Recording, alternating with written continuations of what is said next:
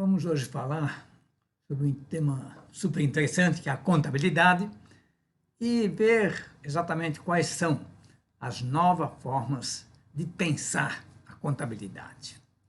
Vamos lá. Eu tenho um vídeo que eu fiz em 1992. Ele está aqui no meu site, na parte de economia. E ele fala exatamente sobre esse sonho que eu sempre tive, de mostrar o processo de como o ERP pode automatizar a gestão de uma empresa. Então vamos ver esse vídeo. Ele está aqui embaixo, narração empresarial. Vamos lá.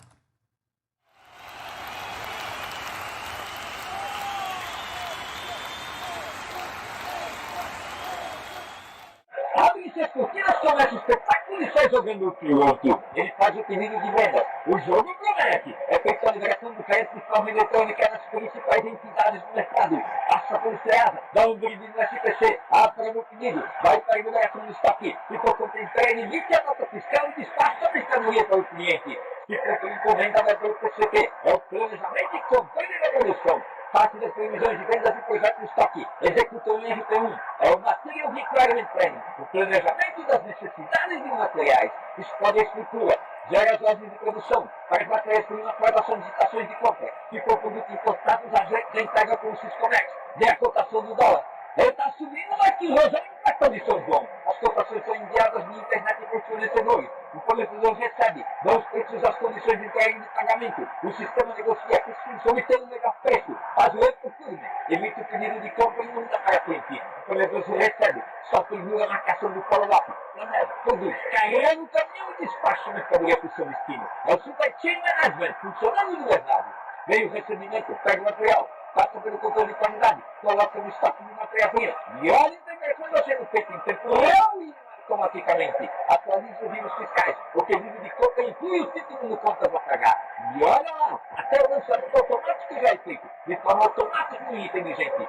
Material entra já chama no estoque, nem a requisição, por trás, roda a mercadoria, coloca no show de fábrica, deu o MRP2, entra na jogada, é o manufacturing de Resource Planning. Faz a carga máquina, aloca os recursos, minuto a minuto, operação a operação, ninguém fica parado. É todo mundo se mexendo. A produção rola macia, vai entrando no estoque de produto acabado. Tem até colocou eletrônico controlando o processo. E tudo sai valorizado e contabilizado pelo custo standard e pelo real.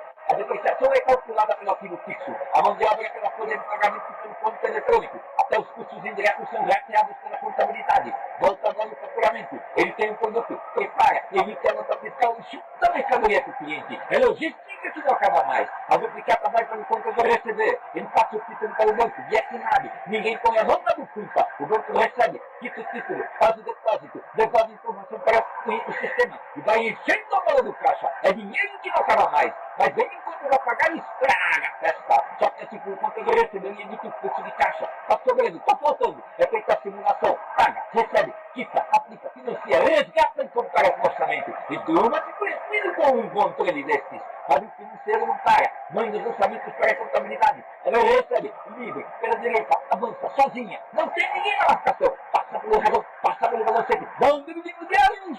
É uma fiscal. Sem plenária, a bola vai na cabeça do CKF. É o Executive Information System. Vem da Powerhouse, faz tabelinha, workflow, pega os resultados, consolida, sintetiza, analisa, entrega de bandeja para os diretores. Eles recebem, se reúnem, decidem, analisam. Bateu, bateu, bateu, tô sentindo o cheiro do gol. Chutou, é gol! A torcida explode de emoção. E olha lá no placar eletrônico. Receita, 10. Despesa, 0. É 100% de aproveitamento. Pois é. Vimos essa transmissão que foi feita em 18 anos e até hoje a gente está lutando para tentar conseguir fazer todo esse processo automaticamente. Como eu sei que nesse evento aqui nós temos desde jovens estudantes de contabilidade até mestres, eu vou tentar fazer essa apresentação falando de uma forma simples, de um lado, e em alguns momentos me aprofundando mais nos conceitos de tudo da contabilidade, vamos dizer assim. E vamos começar com um tema que está ligado à contabilidade, mas que é bastante complexo, principalmente no Brasil. A questão da tributação. principalmente a tributação das empresas de lucro real. Então, esse aqui é um desenho, uma foto de um livro que um deputado lá de Brasília colocou no saguão lá do Congresso, há um tempo atrás, mostrando o tamanho da nossa legislação tributária. Mais alta do que um homem lá. E vamos ver se muda, né? Parece que está realmente nas prioridades do governo, de alguma forma, simplificar isso. Mas não vai ser fácil, porque ela é complicada devido às várias situações que a gente tem. Então, vamos falar um pouquinho de quais são essas variações entre impostos e contribuições. Primeiramente, os âmbitos. Nós temos o âmbito federal, onde você tem o imposto de renda, a contribuição social sobre o lucro líquido, o IPI, o PIS, o COFINS, que são duas contribuições, com o fim de favorecer aí uma distribuição de renda, o imposto de importação, o INSS, que foca mais a folha de pagamento. Então, esses são os impostos federais. Estaduais, além de alguns impostos aí de transferência, tudo, a gente tem basicamente no RP o ICMS e o ICMS-ST. Vamos ver em detalhes. E no municipal, o ISS, o Imposto sobre Prestação de Serviço. Então, esses são os principais impostos, tem muito mais, que mexem num sistema de RP. Bom, primeiro detalhe é que esses impostos podem ser cumulativos ou não cumulativos. O problema do cumulativo é quando você tem uma cadeia de produção ou uma cadeia de distribuição. Então, se cada um dessa cadeia vai pagando aquele imposto, dependendo da alíquota, a coisa vai se acumulando. E se quanto maior for essa cadeia, maior é o que esse produto vai sofrer de impostos. E hoje, um dos pontos que as empresas acham que funciona muito bem, e de fato funciona, é exatamente cada empresa fazer apenas um pedaço da produção, ou então um pedaço da distribuição. E com isso você tem cadeias longas, que às vezes passam por 6, 7 empresas, desde o fabricante até o consumidor final, para chegar no mercado. E aí você tem um acúmulo de impostos tremendo. Então, se criou o não cumulativo, também chamado de valor agregado. O que é basicamente esse não cumulativo? Vamos ver. Por exemplo, você paga ICMS 18%. Então, você é, por exemplo, o segundo da linha. Você pagou lá por R$ 150 na hora de você vender o produto. Então, você pagou 27. Agora é um baita imposto, porque o teu fornecedor já tinha pago 18. Então, você não recolhe os 27. Você se credita dos 18 que o teu fornecedor pagou. Então, você vai pagar 27 menos 18. E de onde é que você pega esse 18? Da nota de compra. Então, a gente tem que ter todo um controle na nota de compra, verificar se ela dá direito a crédito, porque somente produtos ou itens que entram na produção é que realmente dão direito a crédito, e aí você vai pagar apenas 9. E aí eles adotaram também essa regra de créditos no caso do PIS/COFINS. E aí eles fizeram duas alíquotas. Uma para quando tem crédito. Então, quando tem crédito, a alíquota do PIS é 1,65 e a do COFINS é 7,6. Altas, né? Somando com os outros impostos. Já se for o processo cumulativo, por que tem o processo cumulativo? Porque algumas empresas não têm do que se creditar, que aliás é a nossa empresa. São empresas que envolvem praticamente só mão de obra. Minha despesa no RPFlex, 95%. Então, eu não tenho de que me creditar, porque a folha de pagamento não dá crédito. Não tem o imposto do PIS e COFINS. Então, aí, a alíquota é menor. Quando é acumulativo, é 0,65% e 3%. PIS e COFINS. Aqui vamos ver como sairia caro realmente se não tivesse o crédito. Evidente que depende da alíquota. Mas eu vou pegar o exemplo do ICMS, então eu estou pegando 18%. Então, vamos supor que o fabricante foi lá, fez o produto, vendeu, pagou 18%, dá R$18. O atacadista recebeu, vai vender por 150 para ter um lucro, mas pagou mais 18%. Se ele pagasse cumulativamente, ele ia pagar 27%. O distribuidor recebeu do atacadista, mandou para frente por 200, mais 36 de imposto, 18%. E o varejo finalmente vendeu por 250, e o que aconteceu aí? Mais 18%, R$45. Aqui dá um total absurdo de R$1.260 de impostos nessa soma aqui. Não, não é bem isso. Dá 30, valor bem alto aí. E aqui, quanto cada um pagaria com o crédito. Então, esse aqui primeiro pagou realmente 18, o atacadista pagou 9, que é exatamente 27 menos 18, o outro pagou 36 menos 27, 9, e o outro pagou 45 menos 36, 9. Pagou exatamente R$45 total, quer dizer, foi o que o governo arrecadou em toda essa operação e que é o valor justo, que é 18% sobre o preço que finalmente o produto foi parar na mão do consumidor. O difícil, evidentemente, é fazer esse controle, é verificar o que dá crédito, o que não dá crédito, e também isso provoca uma questão de todo mundo comprar com nota. Se a pessoa compra sem nota, ela não tem direito ao crédito. E aí, na saída, se ela vende sem nota, vende com nota, ela vai ter um ICMS sem se acreditar de nada. O que tentou, todo esse processo, eu expliquei aqui, parece simples e tal, mas ficou muito complicado. Aí eles fizeram a substituição tributária. É válido, é uma ideia inteligente, que visou simplificar todo esse processo, se esbarrou em alguns problemas, principalmente porque o ICMS é um imposto interestadual. Então, quando a mercadoria passa de um estado para o outro, não deu muito certo, porque o recolhimento é feito pelo fabricante inicial, no estado onde ele está. Aí se criou muitos convênios e protocolos, porque quando acontece isso, há necessidade de se distribuir esse ICMS. Uma parte da cadeia está no estado, a outra parte está em outro estado, cada estado quer receber o seu ICMS.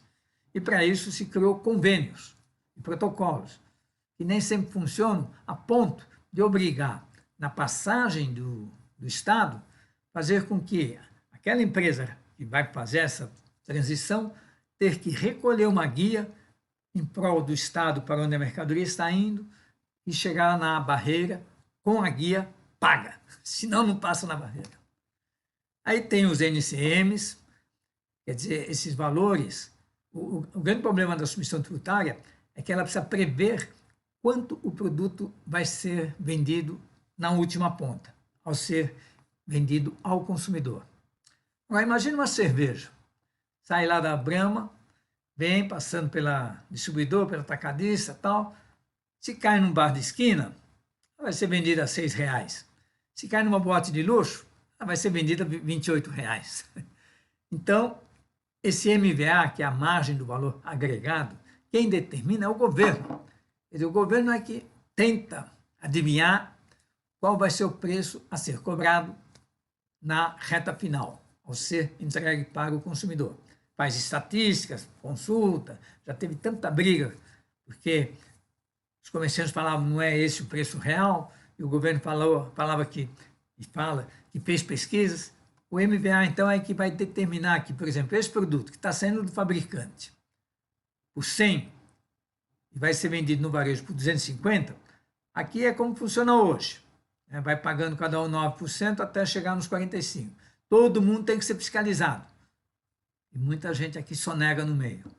Então, a substituição tributária funciona da seguinte maneira. Esse camarada aqui, o fabricante, ele vai pagar os 100 e vai pagar mais 27, que é o ICMS-ST. Ou seja, quanto é aquele ICMS que vai ser pago, que seria pago aqui no final, pelo varejista, ou pelos outros que estão aqui, ó, 9 mais 9 mais 9. Então a cadeia toda pagaria R$27 de ICMS, para dar os 45, que é exatamente os 18% do 250. Então, o fabricante vai pagar 100 mais 27. Ele é o substituto. Ele vai ser o responsável nesse recolhimento, vai incluir isso no preço. Então, o preço agora passa a ser 145. Não, 127. 100 mais 27. E aí, o atacadista recebe por 127 e vai colocar o lucro. Da mesma forma que aqui cada um colocava R$50 de lucro, agora não precisa, porque ele não vai ter mais a despesa de 9. Então, mantendo aí o mesmo valor, ele só vai querer ter um lucro de 41. Então, ele pagou 127 mais 41, ele vai vender por 168. E não vai pagar nada de CM. Esse aqui vai somar mais os 41 do lucro, que você viu que todos querem um lucro de R$50, vai vender por 209. Esse aqui, 209 mais 41, que é exatamente essa soma, e vai pagar 250, vai vender por 250. Você vê que todo mundo recebeu o mesmo lucro, o governo recebeu os 45 dele. E aí entra aquele problema que eu falei, que se aqui no meio do caminho mudar de estado, o estado que está concluindo o processo comercial daquele produto vai querer uma parte desses 45 aqui que sobrou. Enfim, hoje tem um monte de produtos que está já com substituição tributária, o governo pretendia colocar isso em tudo, mas devido a essas discussões, quer dizer, do MVA e da questão de passar de um estado para o outro, ainda não é em todos os produtos que temos a substituição tributária. Bom, já no PIS/COFINS, o problema que surgiu foi o seguinte: nós vimos que a substituição tributária ela funcionou, o ICMS, que é a venda de produtos. O PIS/COFINS esbarrou no problema dos serviços. Por quê? Porque as empresas de serviço, elas não têm uma compra de produtos e, às vezes, nem mesmo muitas despesas fora a folha de pagamento. E aí, elas não têm o que se acreditar, porque a folha não paga PIS/COFINS. Não sei como o governo teve essa ideia de taxar a folha com PIS/COFINS também. Talvez tenha aí na reforma. Mas, de qualquer forma, então, o que o governo resolveu fazer? Bom, vamos então criar duas taxas. Uma taxa, uma alíquota, para quando é com crédito, e como é com crédito, a alíquota é maior. 1,65 para o PIS e 7,6 para o COFINS. Então, funciona exatamente igual ao esquema do ICMS. Também com direito a crédito, só se vai para a produção, embora no PIS/COFINS parece que a coisa é mais leve. E sem crédito. E aí, sem crédito, a alíquota é menor, porque a pessoa não vai se creditar, mas vai pagar só 3,65 no total desse imposto. E não vai se creditar, mesmo se tivesse crédito, ela não se acredita. Essa questão do crédito é interessante no sentido de que só pode se creditar o que realmente vai na produção, tanto no ICMS como, em princípio, no PIS/COFINS. Eu tive uma vez, eu estava numa empresa e vieram lá os fiscais. E vieram os fiscais do PIS e depois vieram os fiscais do IPI. E o IPI funciona também com crédito, mesmo esquema do ICMS. A única diferença do IPI é que o imposto é por fora. Ele é somado ao valor do produto, enquanto que o ICMS está embutido no valor do produto. E o incrível é que essa empresa ela se acreditava de algumas coisas da produção, tipo assim, lixa, ou então a soda cáustica que eles usavam para limpar o chão. E assim, vai na produção ou não vai? Porque o que vai mesmo são os componentes que vão no produto. Agora, os produtos auxiliares é sempre uma dúvida. Mas o interessante é que o fiscal do IPI aceitou o crédito, o produto especificamente era a lixa. E a lixa era usada só no acabamento do produto, para dar lá uma limpada geral no produto. E o ICM, o fiscal do ICM, não aceitou. Então você vê que até os fiscais estaduais e federais, né, porque o IPI é federal, não se entendem nessa questão do que você pode se acreditar e o que você não pode se acreditar. E para isso tem exatamente no caso do IPI tem o CST e no caso do ICMS a gente usa o CFLP. Aí nós temos também as retenções. A retenção é outra coisa. Eu gosto desse exemplo aqui. Você como funcionário da sua empresa, você vende o seu serviço para ela te pagar o salário. Então, a empresa compra o seu serviço e te paga o salário referente à compra desse serviço que você está prestando para ela. Muito bem. Aí, você, no final do ano, tem lá o salário dos 12 meses, teria que pagar o imposto de renda. Porque o governo sabe que a pessoa física consegue sonegar com muito mais facilidade do que uma pessoa jurídica, né? Fiscalização na pessoa jurídica não são tantas pessoas, é um número menor, é mais fácil. Então, o que ele fez? Retenção. Ninguém sai perdendo, nem a empresa, nem o funcionário. Simplesmente, quando paga o teu salário, eles retêm uma parcela do seu salário, retenção, imposto de renda retido na fonte, IRRF. E aí você recebe um pouco menos. Pô, me ferrei, recebi menos. Aí, pô, ganhava 10 mil, só recebi 9 mil. Não, mas esses R$ 1.000, ele é um ativo que você tem. É como se você tivesse pego esse dinheiro e botado no banco. É seu. No final do ano, quando você faz sua declaração, você vai lá, calcula quanto você tem que pagar de imposto. Ah, tem que pagar 10 mil. Ah, mas eu fui retido em 1.000. Vai lá e subtrai 1.000. Vai pagar só 9 mil. Então, e a empresa tem que recolher esse imposto. Inclusive, retenção da compra, se a empresa não retém, é considerado crime. Ela pode até, o diretor, ser preso, porque é apropriação indébita. Aquele dinheiro não é dela. Ela está retendo, mas é um imposto do funcionário e tem que ser recolhido por ela. E assim acontece nas compras. Hoje, praticamente toda a nota de venda retém o imposto e a pessoa, então, quando está recebendo a mercadoria, ela foi retida.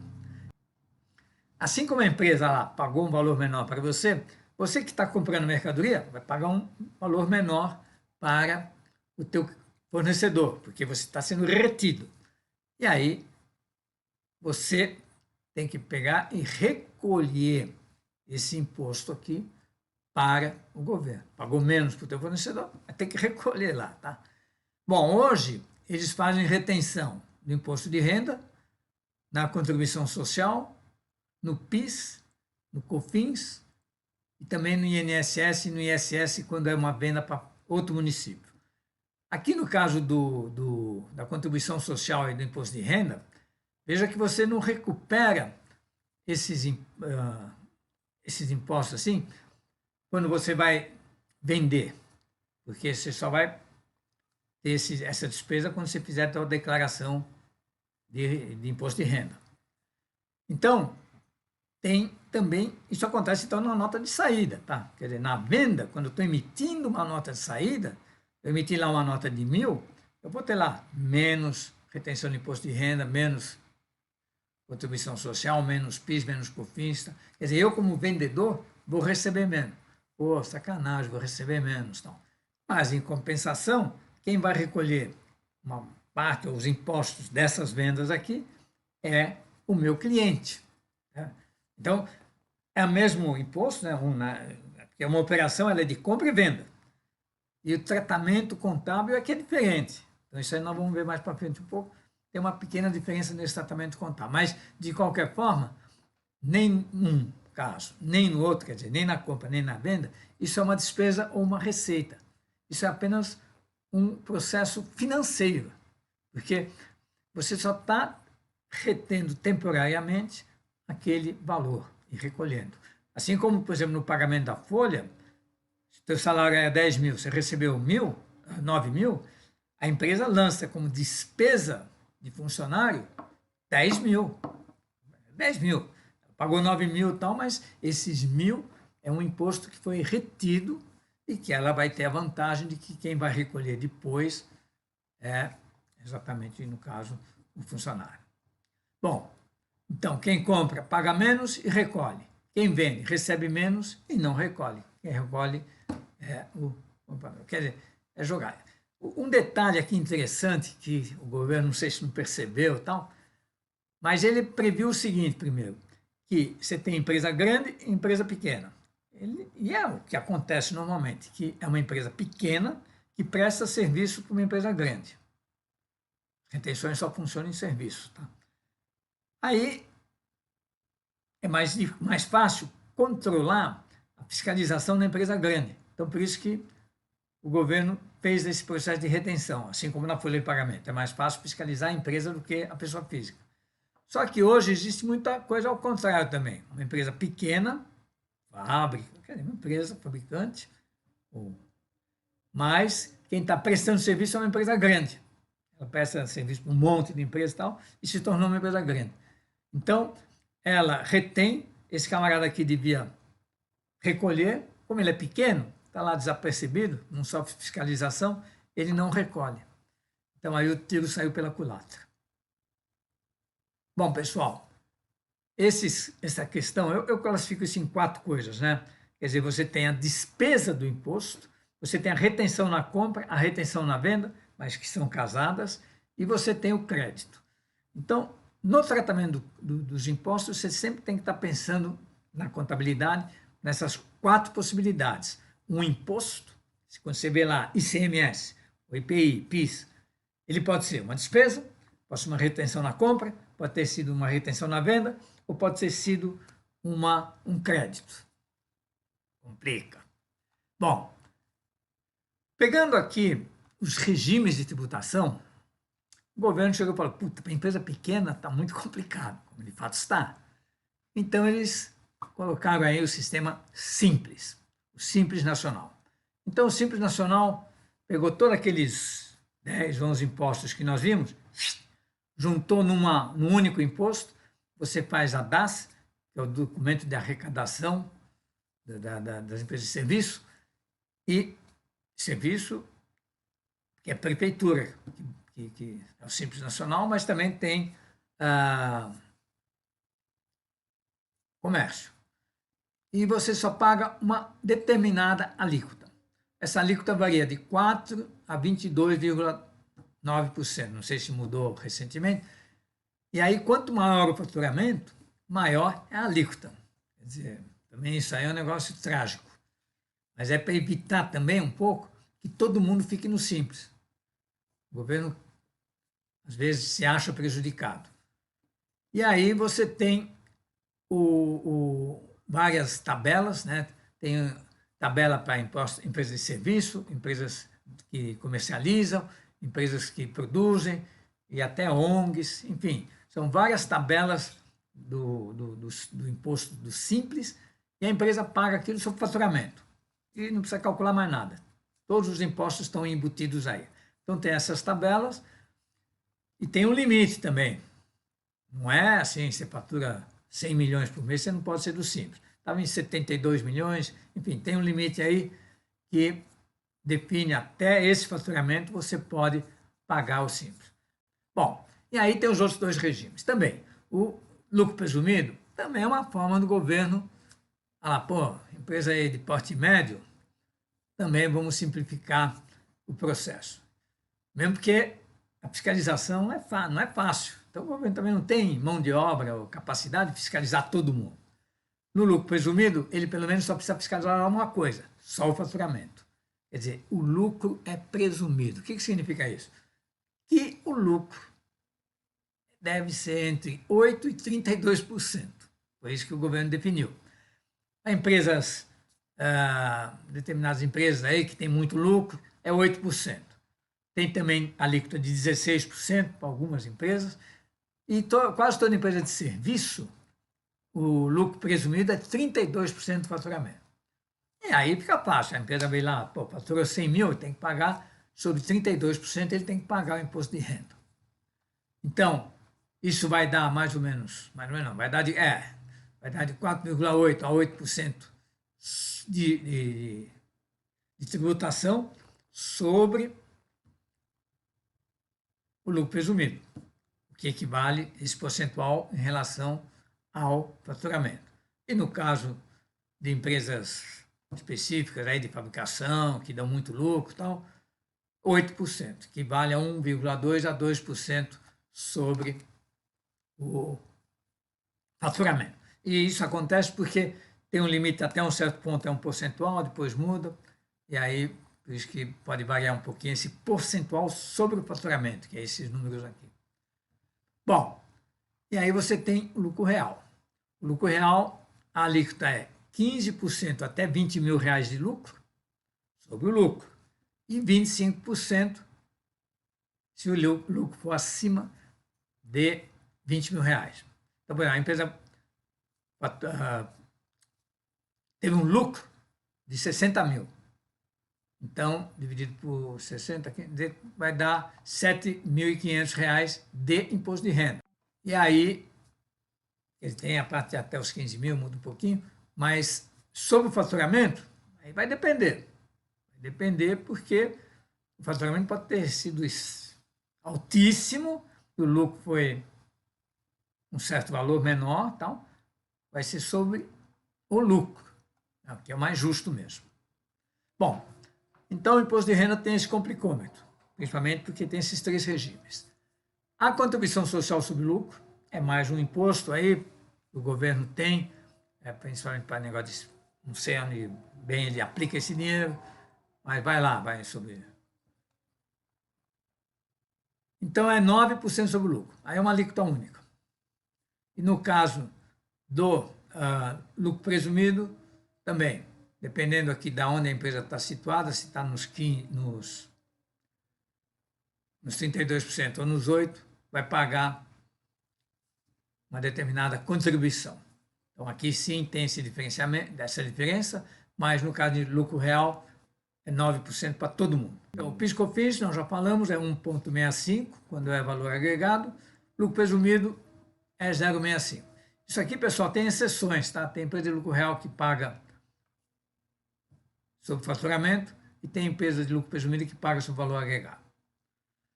Aqui tem o COFINS também, né? Só que a alíquota é maior.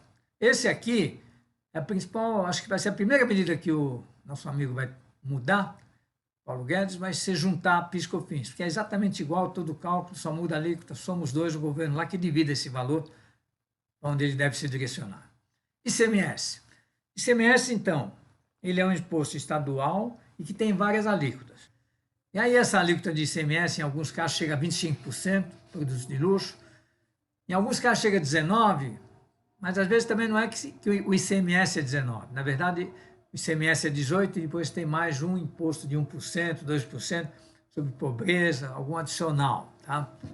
Bom, de qualquer forma, o contador que vai dizer quanto é que é o ICMS, se precisa dividir ele ou não, e isso tem que ser colocado na nota.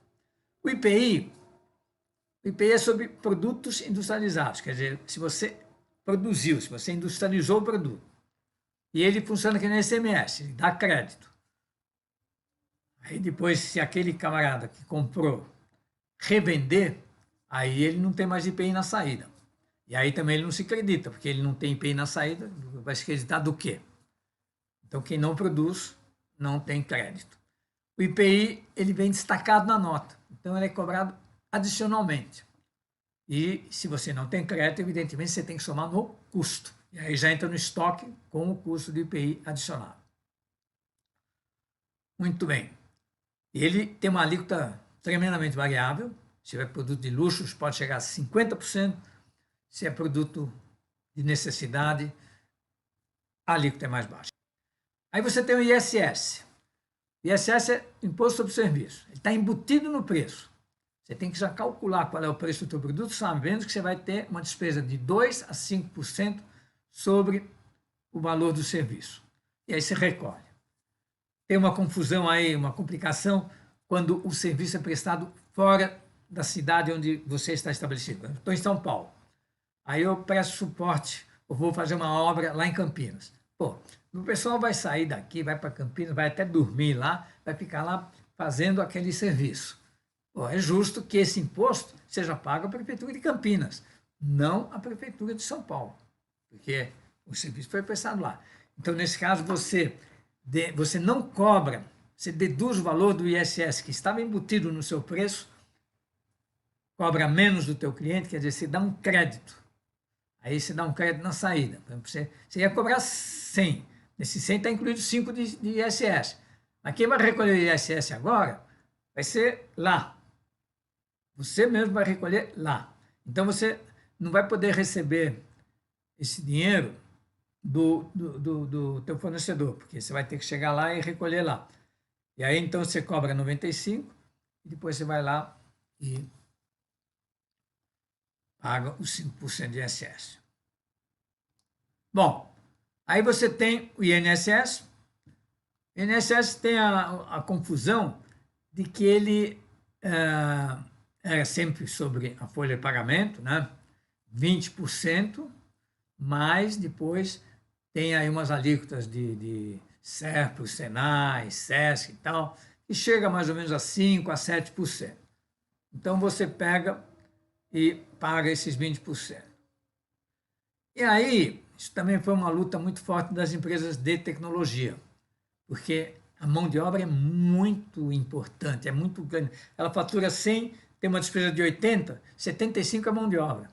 Aí o INSS é uma paulada, porque normalmente a folha não ocupa isso numa indústria, num comércio. E o fundo de garantia? O fundo de garantia não é um imposto, tá? Porque não é um dinheiro que vai para o governo. Ele vai para o governo, mas vai num fundo de garantia por tempo de serviço que o governo depois devolve às pessoas que se aposentam ou que querem comprar uma casa. E às vezes, a gente viu recentemente aí, teve uma distribuição desse dinheiro para favorecer a indústria, né, as vendas e tudo. Então, o fundo de garantia é 8,5%, também de vez em quando varia um pouco essa alíquota aí, mas basicamente. Bom, o que eu quero dizer é que, olha, a carga tributária nossa é pesada, é complicada e o governo está pensando em mudar isso. Vamos ver o que vai acontecer. Está se falando muito em regime, mudança do regime tributário. Bom, vamos pegar aqui um exemplo de uma empresa de lucro real. Rapidinho só para ver. Eu tenho um faturamento de 100, matéria-prima 40, folha 30, despesas 15 e lucro de 15. Essa soma aqui dá 100. Vou pagar 3,75 de imposto de renda, né? Lá os 32% sobre o lucro. Vou pagar a contribuição social, 9%. Vou pagar ICMS de 100, menos 40 da matéria-prima, que dá 60 vezes 18%, dá 10 de 18,8. IPI, vou pagar sobre os 60, que é vezes 10%, dá 6, porque a matéria-prima, nesse meu valor, não, meu valor de 100, é que eu me creditei também aqui, houve um crédito aqui, de IPI. Aí tem o INSS, a CPP lá, que é INSS sobre faturamento, fundo de garantia 8,5% sobre os 30, que é a folha, está 2,40. COFINS mais PIS, 10, 100, menos 40. Faturei 100, menos 40. Aqui também é 100 menos 40, que deu esse 60 aqui. Dá mais 0,76 mais 1,65 PIS/COFINS, dá 5,55. E aqui dá então um total de 39,35. Você tem que colocar na nota de saída, principalmente as empresas que têm automação comercial, quanto mais ou menos de imposto está embutido naquele produto. E essa taxa hoje no Brasil varia de 30% a 40%, chegando mais próximo dos 40%. Está se falando aí, bom, não vou fazer predição, mas o governo vai fazer a reforma tributária e tal, e provavelmente vai vir a CPMF. E aí não está nesse âmbito aqui. Bom, todo esse complexo de impostos, ele, quando vai calcular, quer dizer, quando vai para a contabilidade essas notas, o contador precisa chegar lá e ver, bom, o que dá crédito, o que não dá crédito, como é que é, pô, ele recebe a nota lá. Então, nós temos duas siglas, que é o CFOP e o CST. O CFOP é Código Fiscal de Operação. E o CST é Código da Situação Tributária. São duas siglas que determinam exatamente qual foi a natureza daquela operação.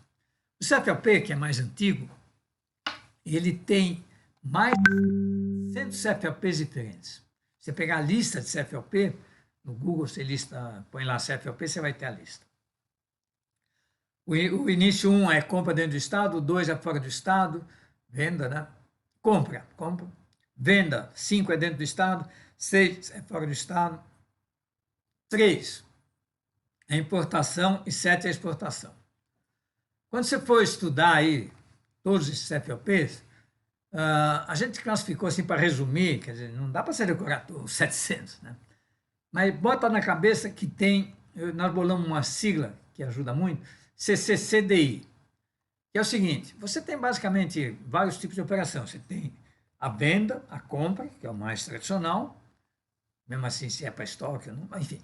Aí você tem a transferência, quando é de uma matriz para uma filial, ou de uma filial para uma matriz, é só uma transferência dentro de uma determinada empresa. Aí você tem a devolução, que é quando eu comprei, não gostei, devolvi. Então, tudo isso tem imposto e são operações. Mas você tem 5 operações, que inclusive cada uma tem um CFOP diferente, que não perde-se o direito da propriedade. Quer dizer, aquela empresa que emitiu a nota, ela continua proprietária do negócio. Então, não é que saiu do meu estoque, mas continua minha. Então, a gente chama isso de estoque em poder de terceiros. A mercadoria saiu daqui, por exemplo, e aí quais são essas 5 operações? Conserto, consignação. Sabe o que é consignação? Eu vendo a livraria, a editora faz livros e manda para a livraria que recebe aquilo em consignação. Aí depois ela vai devolver essa consignação, integralmente precisa ser. E o que ela vendeu, aí a editora faz uma nota de venda para a livraria. Então, a livraria não precisa pagar aquela nota de consignação, porque o livro continua sendo da editora. Se ele não vender nada aqui, ele vai devolver todos os livros que foram consignados. Quer dizer, emprestei para você, né? Na verdade, tentar vender. Não vender, me devolve, não paga nada. Outra coisa que eu faço quando eu mando mercadoria com você é comodato. Por exemplo, esse negócio de antena ou de dispositivo de alarme nos carros, é um exemplo aí que eu me lembro de comodato. Eles colocam no teu carro, mas aquele negócio lá não é teu, não, é deles. Em princípio, eles deveriam pegar de volta esse dispositivo. Aqueles nunca pegam, né? Porque é tão barato. Mas é deles, tá? Você não paga. Na verdade, eles fazem isso para facilitar a vida deles, para tentar detectar quem roubou teu carro. É a empresa de seguro, né, no caso. Demonstração. Pô, mandei um negócio para você para demonstrar. Você tem lá um stand e tal, você é meu revendedor. É meu. Devolve depois. Então, todo CCCDI tem que ir e voltar. E aí tem prazos que ninguém respeita de 60 dias. E industrialização. Industrialização é o antigo beneficiamento. Eu mando a mercadoria para você, eu mando o parafuso, mando a lata, você vai só juntar a lata com o parafuso.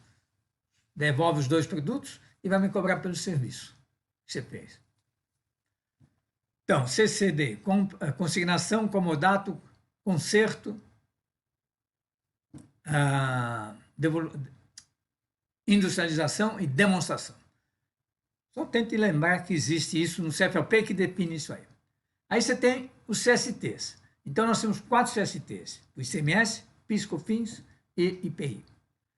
O CST, aí é confuso, é confuso. O CST do ICMS, por exemplo, não diz se dá crédito ou não. Não dá, não diz. Quem diz é o CFOP. Então, você precisa olhar o CFOP para saber se aquela mercadoria dá crédito ou não. Por exemplo, o 1101, 1102, compra para industrialização e para produção e para revenda, dá crédito. O 1556, compra para consumo, não dá. Mas quem definiu isso foi o CFOP. E quem definiu o CFOP foi o contador. Ele é que vai dizer se, ou você, né, se aquele produto vai para participar do processo de produção ou não. Vai ser um consumo no escritório, alguma coisa que não vai participar em absoluto da produção. Muito bem. E aí você tem o IPI, mesma coisa, só que o CST de entrada que dá direito a crédito é o 00. Eu não coloquei todos aqui, para pelo menos você tentar memorizar esse. O 49 não tem na entrada. Na saída, os 50 tem IPI e uma acima de 50 não tem. Você não é produtor, então o CST... quer dizer, também você pode vender uma coisa que não tem IPI. CST, PIS e COFINS. Entrada, Esses são iguais, tá? O PIS e COFINS é igual. Na entrada, os 50 dá direito a crédito, e tem mais alguns, vai até os 69. São vários tipos de crédito. E acima de 70 não tem direito a crédito. Então precisa definir qual que é, se é 50 ou 70. E na saída, 00 tem PIS e COFINS, 49 não tem, está isento de COFINS. Então, qual que é o problema? Definir o CFOP e o CST de cada um desses 4 itens. Além disso, a gente tem também o tipo de movimento. Quer dizer, dentro de uma venda, eu posso ter venda de produto estocado, venda de produto não estocado, venda de serviço.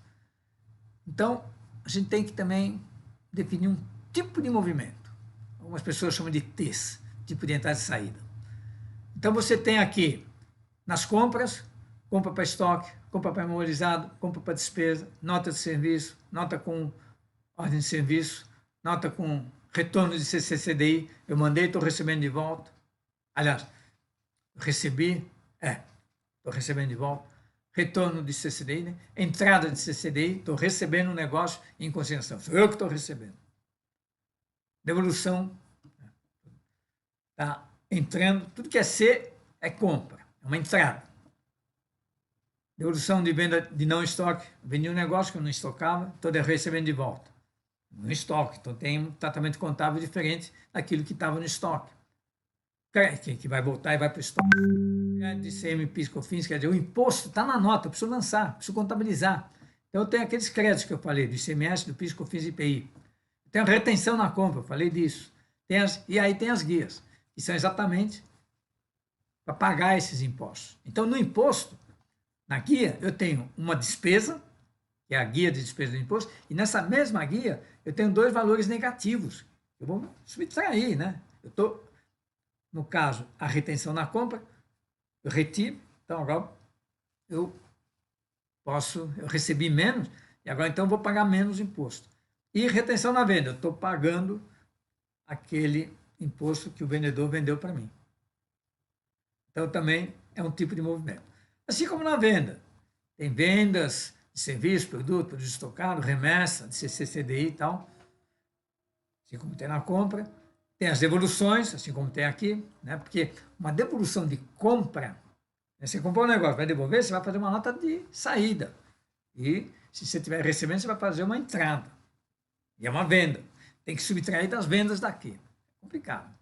Imposto positivo na nota, quer dizer, os impostos que constam na nota, ICMS, ST e IPI, estão lá e já normalmente são somados no produto. Depende de quem está comprando, se vai ou não se recuperar do IPI. Mas o ICMS, ST não, já vai direto, porque não vai ter crédito, lógico. Todo o processo foi feito para evitar o crédito. E a retenção do imposto na venda. E aí também aqui tem os tipos de movimento interno, de produção e requisição. Então, requisição para ordem de produção, requisição para despesa, produção de uma ordem de produção, requisição para OS, requisição para imobilizado. Então, tudo isso, pessoal, resolve-se com um negócio chamado regra fiscal e que tem como pano de fundo uma tabela de decisão. Então, esse foi um negócio que a gente bolou, que, olha, está levando realmente a um processo de automação que depende muito do contador, de ele fazer exatamente essa tabela de decisão. O princípio é básico. O princípio da tabela de decisão, vou mostrar aqui o slide seguinte, ele funciona da seguinte forma. Vamos supor que você tem 3 variáveis. Você tem o tipo de produto, se é um produto acabado, se é uma matéria-prima, se é um produto de revenda, é só aí, o material de consumo. Normalmente tem uma sigla, né? PA, PC, MC, RV de revenda, é o cadastro de produto. Então a gente sabe o que é. Aí você também sabe para qual estado você está vendendo ou de qual estado você está comprando. Tem na nota lá isso. Então na nota você vê lá qual é o estado. E uma outra variável que a gente vai analisar aqui é a operação. Quer dizer, você sabe se aquela operação é uma venda ou uma devolução. Então a gente usou variáveis que são fáceis de identificar ou porque estão no cadastro de produto, do cliente, no cadastro da natureza, enfim, são informações que estão lá fixas e que na hora de faturar e na hora de lançar a nota de compra, elas são facilmente identificáveis. não é tão complexo como são essas coisas que a gente falou para calcular se tem crédito, se não tem.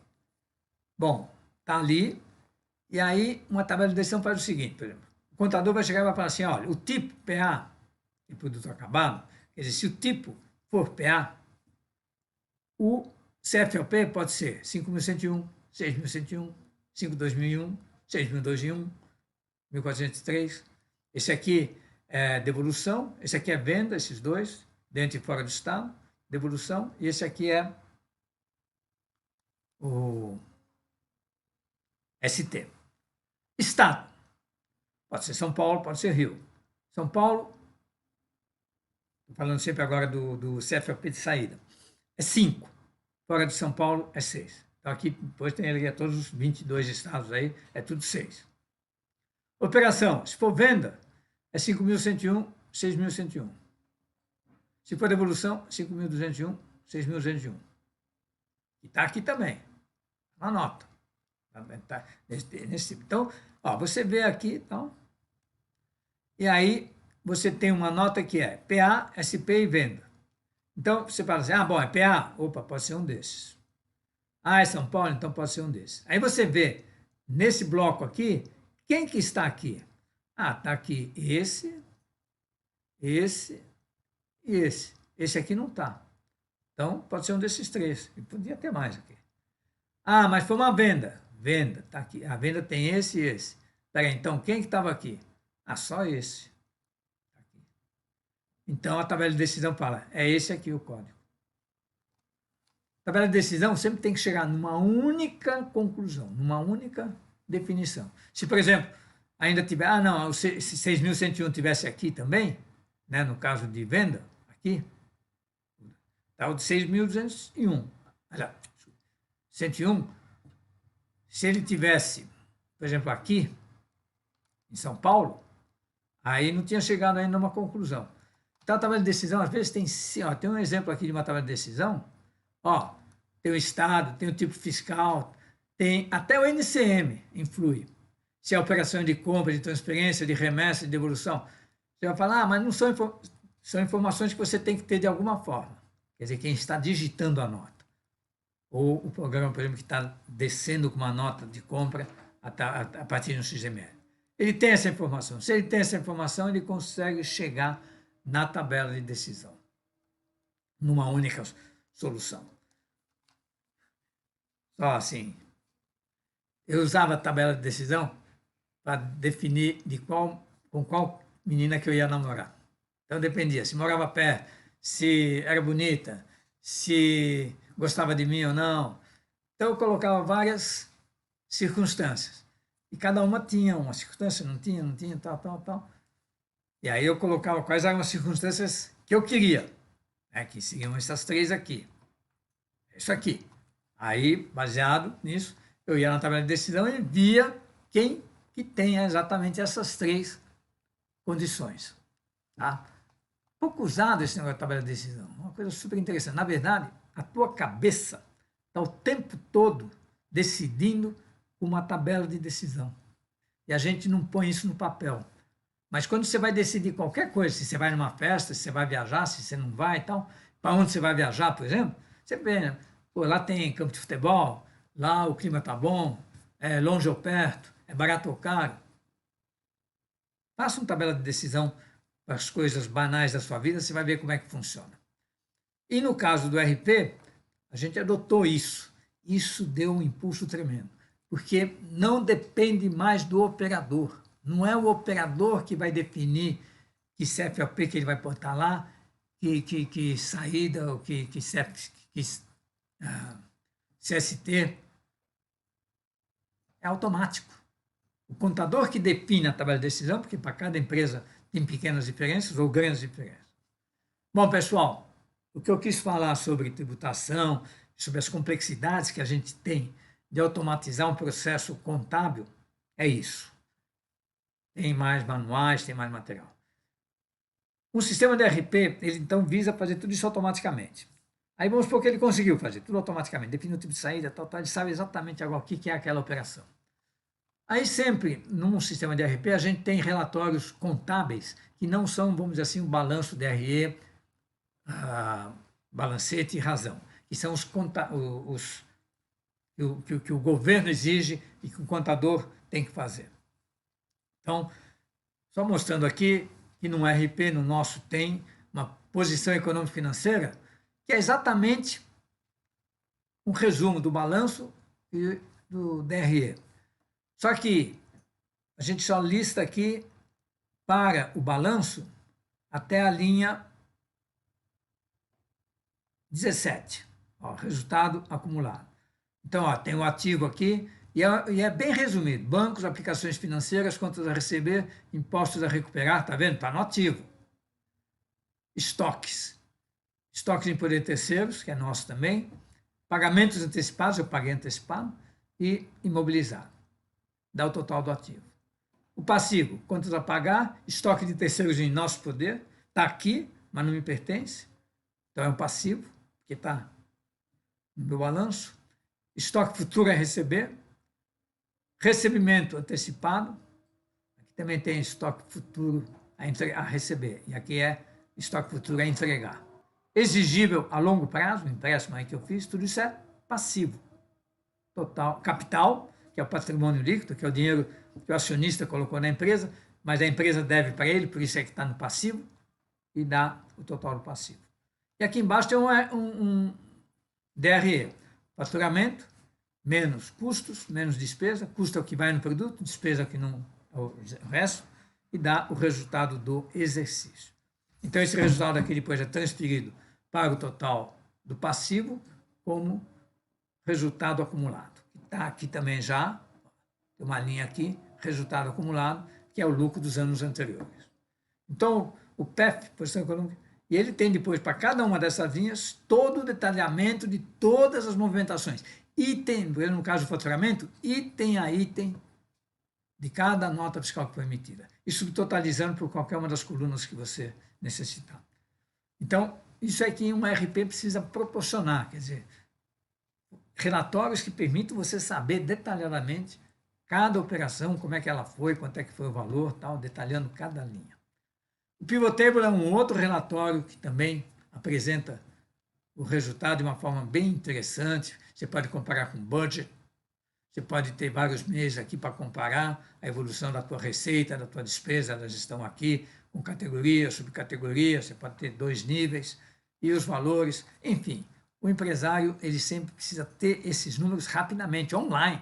Isso aqui, se foi feita uma venda às 10h15 e ele entrar no sistema às 10h16, ela vai aparecer tanto no Pivot Table como no PEF, porque está tudo online. Hoje você tem o BI também, que nós também usamos, que também dá essa informação aí com gráficos, todo cheio de frescura, aí, bacana, mas ele depende de um tal do ETL, que é um processo que leva tempo, que é trazer os dados do RP para o BI e mudando algumas coisas. Bom, pessoal, sei que o tempo está corrido aqui, mas vamos lá. Vamos ver, então, como é que a gente automatizou totalmente esse processo de fazer a contabilização. E aí você tem os lançamentos contábeis. Contabilidade é uma coisa muito bacana, porque ela coloca todos os números de uma forma bem fácil de entender. O problema, piadinha rapidinha, todo mundo deve conhecer, mas talvez os mais novos não, tinha um contador numa empresa, tal, fantástico, tal, mas um dia ele faleceu. Aí o dono da empresa ficou desesperado, porque só ele sabia fazer esse negócio de contabilidade. Aí uma pessoa falou, mas eu acho que o segredo de tudo está no fundo da gaveta dele, porque ele chegava todos os dias, olhava a gaveta, ficava lá 5 minutos, fechava a gaveta e começava a trabalhar. Chamaram o marceneiro, porque a gaveta estava trancada, e o dono da empresa falou, vamos ver o que está escrito no fundo dessa gaveta, porque é lá que deve estar a mina de ouro, né? Como funciona a contabilidade. Débito, lado esquerdo. Crédito, lado direito. Não dá nem para lembrar de direito é débito, não é? Direito é crédito. Aqui tem, então, uma conta razão, conta em T, que você deve ter aprendido, mas quem não aprendeu, está aqui. Então, lado esquerdo é crédito, lado direito é débito. E não importa a conta, hein? Pode ser do ativo ou do passivo. Ativo é tudo aquilo que a empresa tem. Passivo é tudo aquilo que a empresa deve para alguém. Pode ser até o sócio da empresa. DRE é o resultado. Faturamento, menos despesa, menos custos, igual ao lucro. O lucro vai para o passivo. Por quê? É dinheiro do acionista. Vamos ver rapidinho como é que se contabiliza tudo. Comprei matéria-prima ou material de consumo. Isso pode ir para o estoque ou direto para a despesa. Eu recomendo sempre, quanto mais coisa você puser no estoque, melhor. Você controla, não há desperdício, ninguém pode chegar lá e passar a mão, vai debitar estoque. O que vai para a despesa, vai para o estoque. E, opa, tem crédito. Nós falamos tanto disso. Então, acredita, tem um crédito, mas debita a conta de CMS, que é um ativo. Então, o ativo eu jogo aqui, os créditos eu jogo aqui, de CMS, de IPI, de PIS e COFINS. Imobilizado, não é despesa. Vai ser despesa através da depreciação, mas, em princípio, eu vou poder ver de volta esse dinheiro. Mais uma piadinha. Minha mulher fala que quando ela compra um vestido, não é despesa, é investimento. Não entendi até hoje, mas certamente eu teria que lançar no investimento, no imobilizado, porque é um investimento. Se bem que eu posso ter uma conta de investimentos lá no ativo mesmo, fora do imobilizado. Principalmente quando for em dinheiro. E daí? Tudo que é débito tem que ser creditado. Do estoque, eu vou creditar exatamente as requisições que podem ir ou para despesa de material de consumo, papel higiênico, pimba. Material da indústria, parafuso, porca, tal, matéria-prima, vai para o processo. Não é despesa ainda, porque está lá na fábrica. Aí tem também a mão de obra, os gastos gerais, que normalmente eu lanço aqui em despesa. Então tem todo um processo de apropriação, rateio, em que eu jogo isso, tento jogar o máximo de coisa no produto, para saber exatamente qual é o custo direto daquele produto. É bem complexo no sentido de definir se deve ou não deve jogar.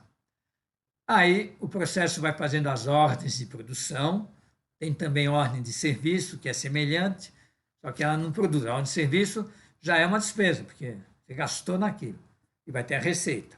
Mas o processo não. Ele vai para outro estoque. O produto acabado vai para o estoque de produto acabado. Então, acredita o processo e vem aqui pela soma dos custos que deu aqui na ordem de produção. Então, ele entra no estoque de PA. E quando eu vendo, faço a venda, sai do PA, do estoque do PA, e vai exatamente para o custo da mercadoria vendida. Então, o custo é uma coisa. O que eu vou faturar custou 80, eu vou vender por 100. Então, aqui é 80. Entrou no custo 80. Saiu do estoque de PA. Agora, a conta cliente, eu vou receber quanto desse cara? Eu vou receber 100. Então, debito 100. Débito é ativo. Aquele conta a receber já é propriedade minha. Já estou lá. Mas grana que é bom ainda não. Ele vai pagar só daqui a 60 dias. Acredita o quê? Receita. Por que receita está no passivo? É uma dívida que eu tenho com o dono da empresa. Então, acredito receita. Aí o cliente paga, legal. Saiu do quanto receber, ele não me deve mais nada. Então, acredita e debita o quê? Banco. Debitar banco significa que o dinheiro entrou na conta. Olha que coisa maluca. Mas é assim. E quando é que o dinheiro vai sair? Quando o fornecedor fala assim, você precisa me pagar. Então, debita fornecedor, eu tinha acreditado aqui, né? Eu já tinha um valor a receber para pagar do fornecedor, eu comprei, mas não paguei à vista. Então, ficou aqui em crédito, ficou lá no passivo. Está lá. Quando eu paguei, debitou fornecedores e creditou banco. Quer dizer, o dinheiro saiu do banco para me pagar o fornecedor. Pessoal, esse é o esquema de lançamento automático.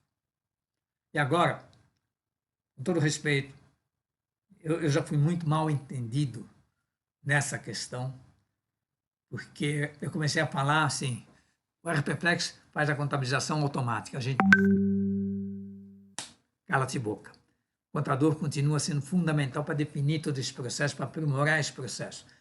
O que é a ideia é deixar de fazer esse processo duplo, de você, na empresa, principalmente quem usa escritório de contabilidade, ou mesmo na empresa, você tem lá todo o processo, processou tudo. Tudo bem que hoje tem transferência de arquivo, tem uma série de facilidades, mas você pegar todos esses dados aqui, sair com eles e jogar num outro sistema e ali fazer uma contabilidade.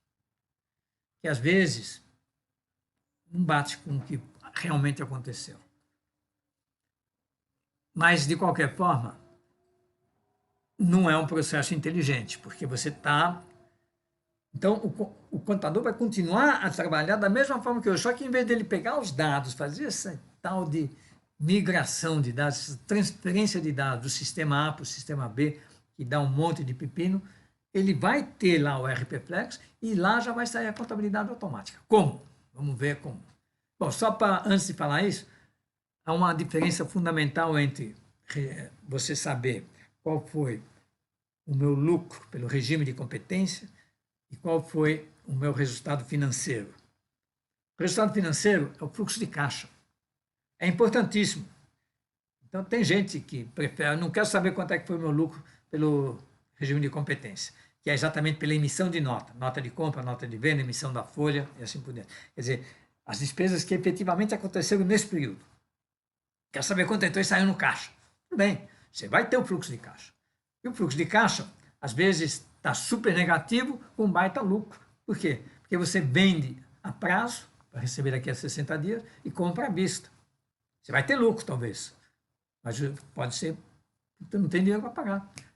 Já vi empresa em falência, porque não administrava bem o seu caixa. Então, o caixa, até as pessoas hoje estão falando, o caixa é a coisa mais importante da empresa. Também concordo. Mas o imposto de renda, os impostos, todos você paga pelo regime de competência. Então, tem que ter os dois. Então, tem o controle do fluxo de caixa, que ele é alimentado pelo quanto a receber, ele é alimentado pelo estoque, ele é alimentado pelos investimentos, né? E o dinheiro vai para onde? Vai para contas a pagar, vai para pagar empréstimo, vai para capital, vai para lucro, pagamento, quem não é dividendos, tudo. Então, você tem que administrar isso aqui.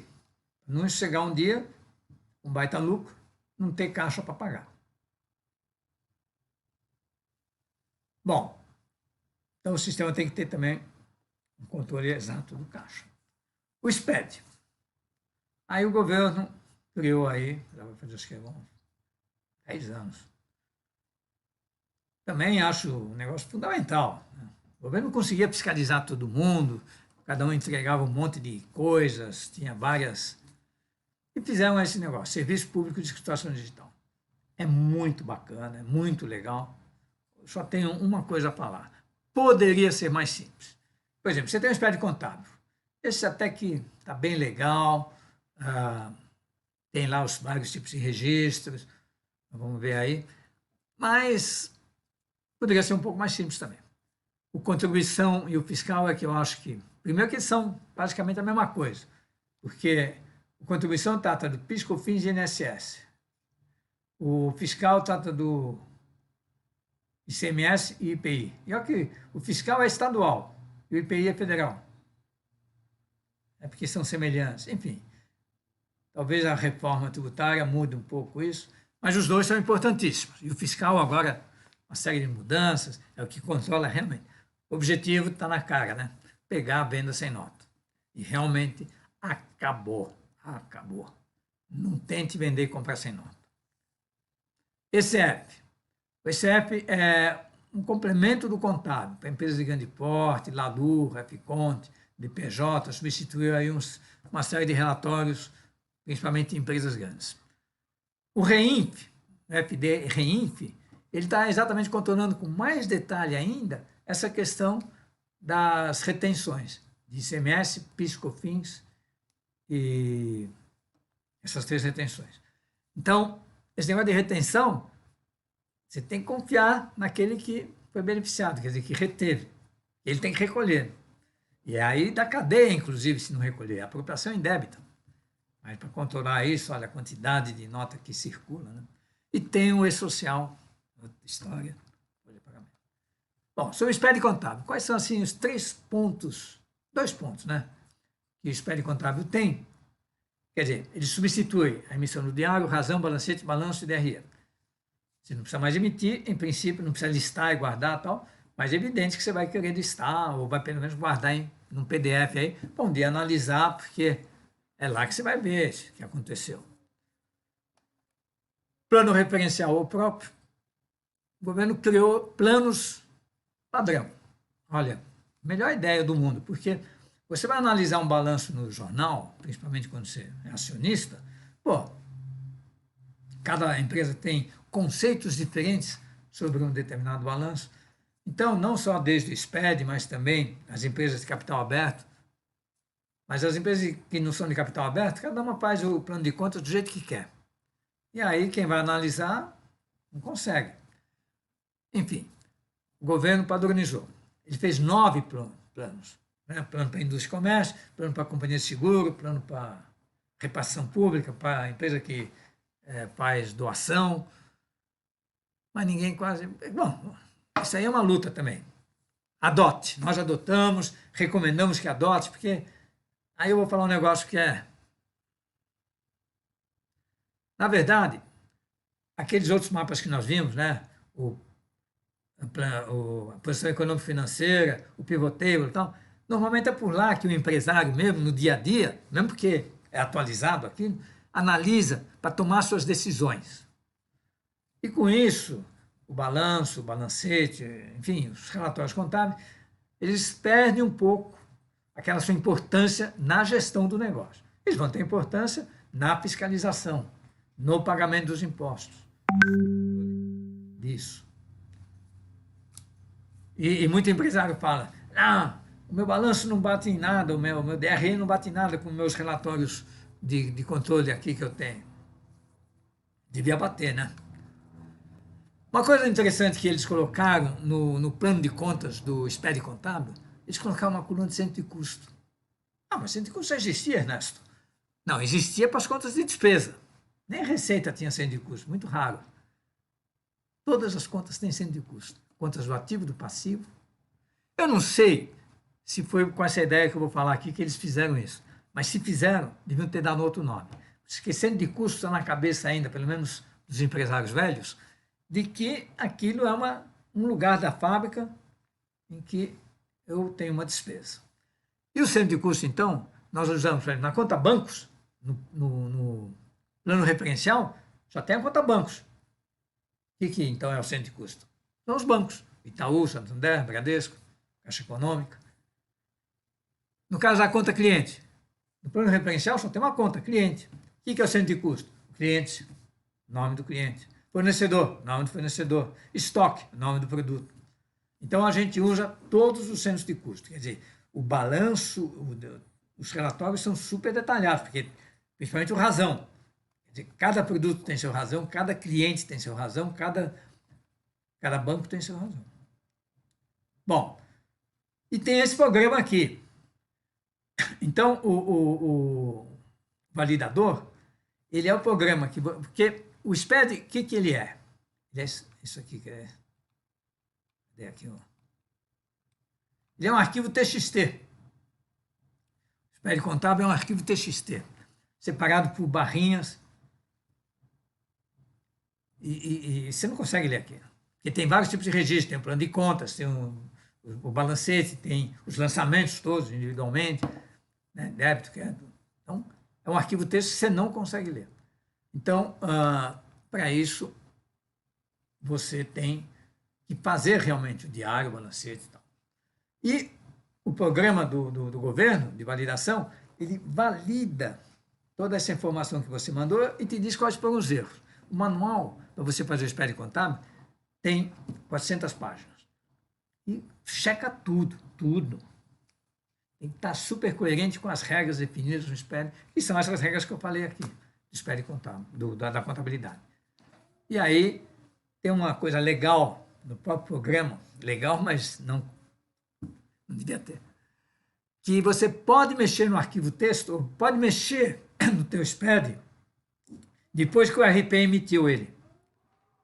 Então, o RP emitiu, pela 15ª vez, emitiu o SPED contábil e saiu errado. O contador vai lá e fala, deixa que eu acerto aqui. Acerta e aí valida. E senão não valida. Enquanto não tiver sem erro, não valida. Então é isso que faz esse programa validador. Quer dizer, você gera o arquivo texto, submete a esse programa Esse programa testa para ver se não tem erro. Se não tiver erro, aí vai para o governo. E aí vai ser processado lá nos megacomputadores do governo federal. Bom, espere contribuição, substitui um monte de coisas aí antigas, da Com e tal, mas basicamente controla PIS/COFINS,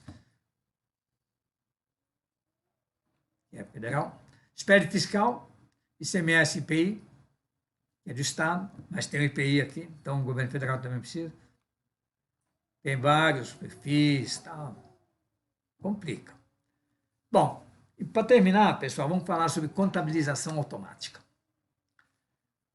Que esse que é realmente... nós já fizemos um negócio, desde que a gente fundou a RPFlex, que foi a regra fiscal, que já fez com que o operador que vai digitar uma nota de venda ou vai acessar uma nota de compra, digitar ou pegar o XML, não precisa ser um gênio, porque a regra fiscal resolve a maior parte das coisas que são difíceis.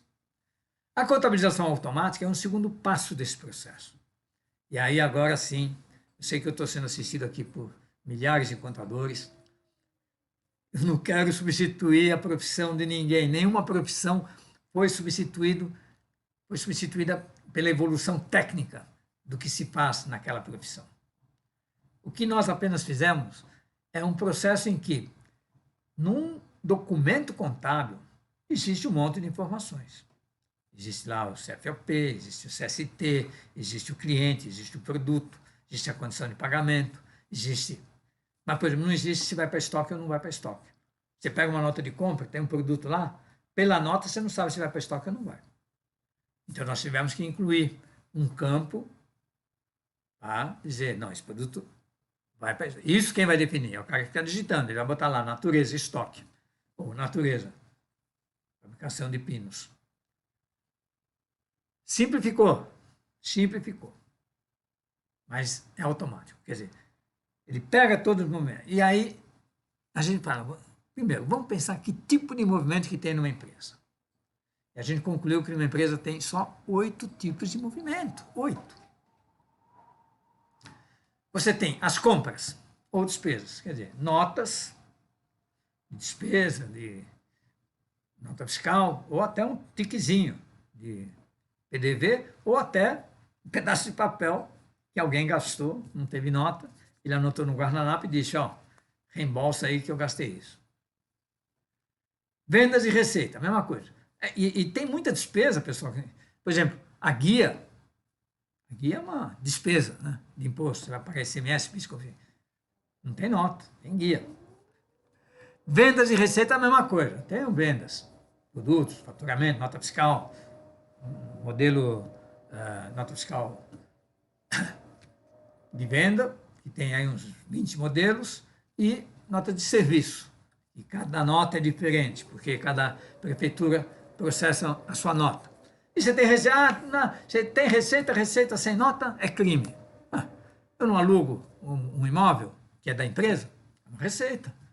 Eu não tenho uma receita de venda de sucata, que às vezes não precisa de nota, ou uma receita de um benefício, um próprio serviço que eu fiz. Então, toda a receita. Receita de juros. Eu ganho uma nota com juros. Tem nota? Não tem nota. Aqui, assim, essas duas não envolvem uma nota fiscal, e essas duas sim, mas são tratamentos semelhantes. Pagamentos e recebimentos. O entra e sai de dinheiro. Requisição e produção. São os movimentos internos. Entrou no estoque pela nota, mas sai por uma requisição. Produziu o produto, entrou no estoque. Um movimento interno. E investimentos e empréstimos. E aí a pessoa fala, tudo é investimento e empréstimo. Tudo que envolve um dinheiro que entra e que não, aliás, que sai e não é uma despesa, tipo um imobilizado, um investimento que eu fiz num banco, num fundo. Nós temos lá no PEF uma linha bancos e uma linha investimentos. Então, se for investimento que não tem liquidez, vai para o investimento.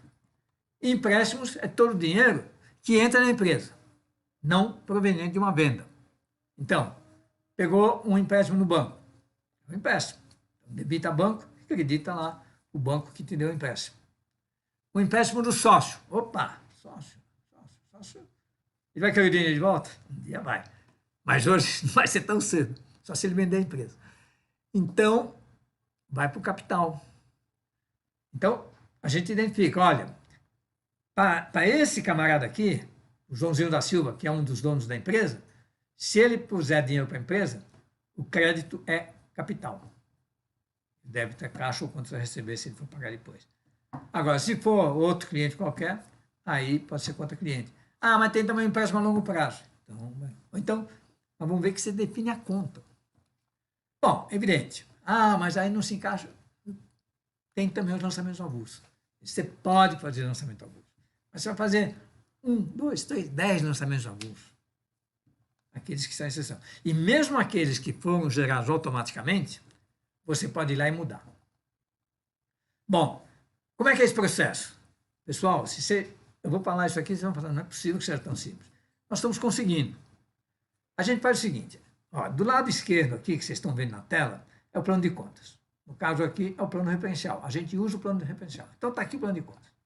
Aí nós criamos aqui vários tipos de movimentação. Pode ser que amanhã a gente precise criar mais um. Hoje nós temos despesa com compra de serviço, despesa com compra de produtos ou requisição de produtos,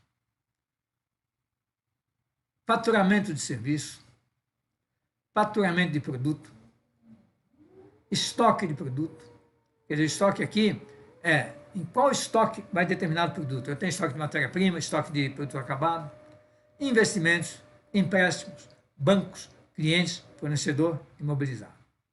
Como é que funciona isso? Olha que forma simples. Nós temos esse programinha aqui, que é o que a gente chama de deparo. Então, aqui está o plano de contas. Aqui nós temos exatamente essas situações que eu falei. Para cada uma dessas situações, a gente vai selecionar aqui as contas e vai ticar aqui dizendo para onde deve ir aquele produto, aquele cliente, aquele fornecedor. Então, vamos pegar aqui o exemplo da primeira linha que eu falei, despesa com compra de serviços. Eu comprei um serviço não estoque, então, opa, já facilitou. Vai para uma despesa. Para qual despesa? Então, aí tem um detalhe. Mas o serviço, às vezes, pode ir para outra despesa? Pode. Mas, normalmente, esse serviço aqui, taxa de conta corrente, esse serviço aqui, instrutor, esse serviço aqui, curso de gestão empresarial, esse aqui, aula de ginástica, 99,9% das vezes vai para a mesma conta. Então, eu venho aqui no plano de contas e seleciono uma conta. Ah, selecionei aqui outras despesas operacionais. O contador é que vai me dizer que conta que eu vou selecionar. E venho aqui e marco, tá vendo, tem um quadradinho aqui, os serviços que vão ser debitados nessa conta quando eles ocorrerem. Pá. E clico aqui nessa flechinha. No que eu cliquei nessa flechinha, essa conta aqui vai parar aqui, ó. Tá vendo aqui? Muito bem. Parou aí, e aí o programa que vai rodar o SPED, ele olha, taxa de serviço. Taxa de serviço é para debitar na conta. Não. Quer dizer, é no momento que eu estou fazendo SPED que eu estou contabilizando todos os movimentos. No momento que eu estou fazendo SPED, é que eu estou contabilizando todos os movimentos. Aí eu pego lá o outro item que nós falamos, despesa com compra de requisição. Então, comprei ou requisitei um produto. Então, tem produto que não é estoque. Aqui é o caso de produto que não vai para estoque, ele vai para uma despesa. Então, vou lá e seleciono quais são as contas que esse produto vai ser debitado quando houver uma nota fiscal de compra ou uma requisição desse produto. É produto. Aí, mas você falou que ia sempre para o estoque. Tudo bem. Aí eu tenho essa parte aqui, ó, estoque. Então aqui, se por exemplo tem um produto lá, argola. Toda vez que eu compro argola, ela vai para o estoque. Na compra, ela vai para o estoque. Então, eu vou selecionar o produto, aliás, a conta estoque, pode ser para o estoque de matéria-prima, estoque de produto acabado, de material de consumo. Então, eu seleciono lá, estoque de matéria-prima, pá. Marco lá, argola, flechinha. Ele vai dizer assim, olha, toda vez que houver uma compra da argola, debita estoque. E ainda posso até checar se houver uma compra em que não foi colocado na natureza de estoque, foi colocado na natureza de despesa, opa, aí vai para a despesa. Então, eu vou, naquela linha que eu tinha pego de despesa, eu posso marcar também o estoque. Eu posso marcar o mesmo produto em 4, 5 situações diferentes. Depende se aquele produto foi comprado direto, né? Quer dizer, sem passar pelo estoque. Se ele foi comprado para estoque, se ele foi vendido, aí também no faturamento de produto, que conta que eu credito a venda daquele produto. É revenda, é venda de matéria-prima, enfim, eu vendo esse produto. Também eu nunca vendi esse produto, não vou colocar a conta, e aí o sistema vai dizer, opa, não tem conta para esse produto. Assim como para investimento. Por exemplo, eu tenho lá um investimento, eu tenho uma conta no ativo, que normalmente fica no banco, junto com bancos, que é investimentos, que é investimento em dinheiro. E tem uma conta de imobilizado. Então, por exemplo, eu fiz um investimento num fundo. Aí vai para aquela conta do ativo lá. Então eu marco aquele investimento, porque eu marco aquela conta de investimento, e lá na minha coluna de serviços, vai aparecer lá, investimento, tal. Quando eu clicar em investimentos, vai aparecer os nomes dos investimentos. Cada investimento tem um nome, assim como cada empréstimo tem um nome. Então, pelo nome do empréstimo ou do investimento, eu defino se aquilo lá vai para, no caso de investimentos, se vai para investimentos ou se vai para imobilizado. E no caso de empréstimo, inclusive, pelo cliente, pela pessoa que está dando aquele empréstimo. Se for um banco, se for um acionista. Então, eu vou lá e marco, olha, no caso do sócio, está fazendo um empréstimo, acredita a conta capital. Agora, se for um banco, e é um empréstimo a longo prazo, você vai a conta empréstimo a longo prazo. Então, eu vou definir qual conta que vai aquele movimento, em que situação. Por exemplo, o banco, caiu um dinheiro lá. Bom, qual banco vai? Então, no documento, no título a receber, está dizendo qual é o banco.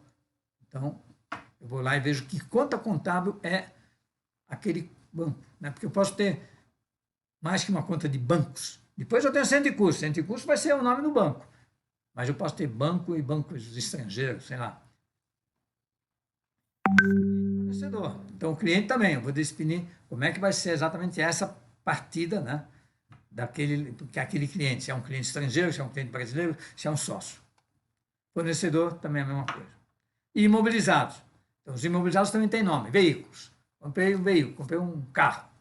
Vou lá e vejo. Bom, é um produto. Porque no momento que eu comprei, ele tem que estar no cadastro de produto. Cadastro de produto, carro. Opa. Conta imobilizado veículos aqui. Marco ela. Flechinha. Carros. Aponto ele.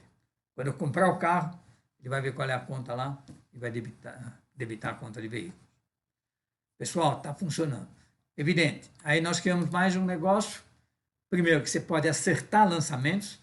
Então, tem uma tela em que você pode olhar qualquer lançamento de compra, venda, requisição, produção, e chegar aqui e fazer um débito diferente, um crédito diferente, um histórico diferente. Aí você vai aprimorando e tal. Imagine, tem a possibilidade também de você alterar a conta de débito e crédito histórico de um lançamento maluco que realmente não bate com esse processo automático. E da mesma forma, o lançamento avulso. Além disso, você ainda pode fazer um lançamento avulso. Essa tela de lançamento tradicional, né, que hoje é usada, débito, crédito, histórico, valor, tal, centro de custo. Pessoal, eu coloquei aqui isso só para mostrar que não é tão complicado. Isso aqui é um trecho do programa que faz exatamente esse lançamento automático.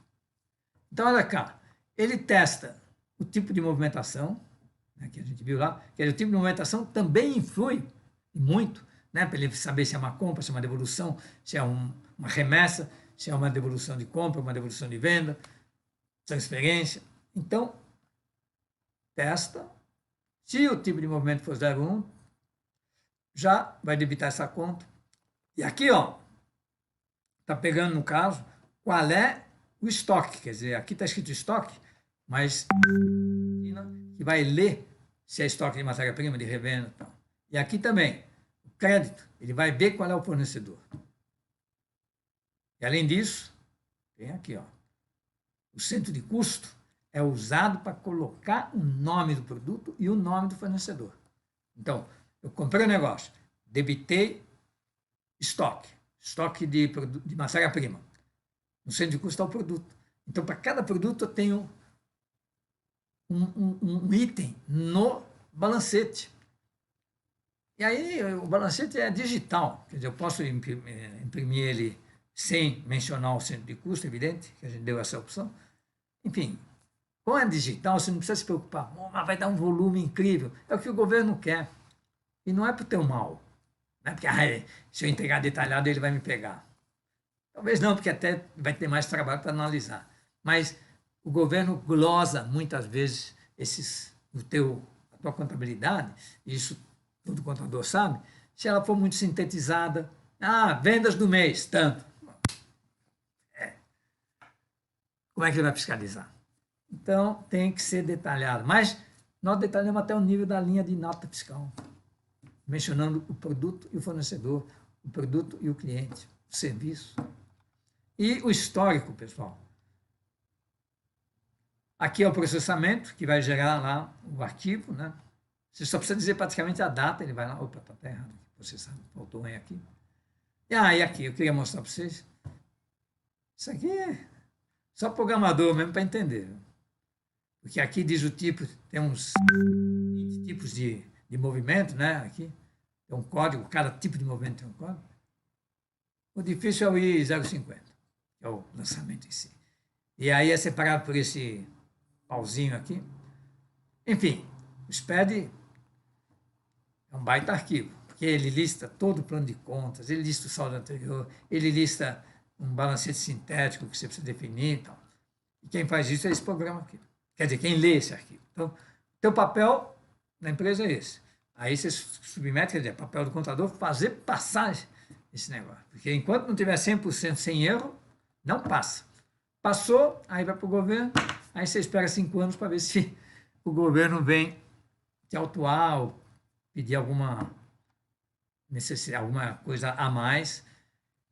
Mas no começo a coisa estava demorando realmente 5 anos. O governo estava sempre atrasado 5 anos, que é o prazo que ele tem para fiscalizar. Hoje acho que já está melhor. E até agora, pessoalmente, não sei vocês, não senti muito assim o efeito de todo esse processo. Até eu estou sentindo mais no SPED fiscal, que é estadual. Aí sim, o governo estadual, principalmente de São Paulo, está pegando pesado através do SPED fiscal. E aí, evidente, você tem tudo isso em PDF. Quer dizer, o sistema emite o diário, balanço de razão, balancete da RE, em PDF. Se você quiser imprimir, o que eu quero mostrar para vocês aqui é a exatidão do histórico. Vou pegar um exemplo aqui qualquer. Compra de produto para estoque, categoria produto, subcategoria matéria-prima, produto argola. Quer detalhe? De fornecedor padrão, é o nome do fornecedor, documento, número da nota 11, histórico. Compra, quer dizer, detalhe do histórico. Compra de produto com crédito de PIS, COFINS, ICMS e IPI. Contrapartida, o número da conta, fornecedor padrão. Quer histórico mais completo que esse?